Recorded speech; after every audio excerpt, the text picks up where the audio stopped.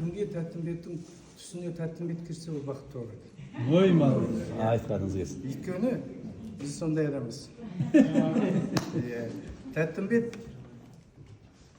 тек қана күйші емес. Бұл қазақтың бет құстары адам, білесіздер, басында айттым ғой, тілі шеше, Шаншардан шыққан. Сосын тәттімбеттің бір ғажабы, ауылда бүткіл мынау шығыста тәттімбетше киіну, тәттімбетше жүру деген. Өйткені өте әдемі киінген. Мына суретін көрмейсіздер, мына жерден кішкене сурет, өте сұлу болған. Тәттімбетше сөйлеу, тәттімбетше алтын өндіру деген, бұл енді бір адам басына сыймайтын.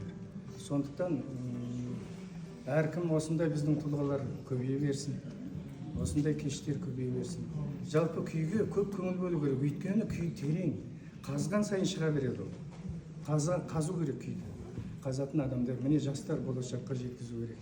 Жаңа 10 мың күйдің ішінде осындай тәттімбет сияқты күйлер өте керемет.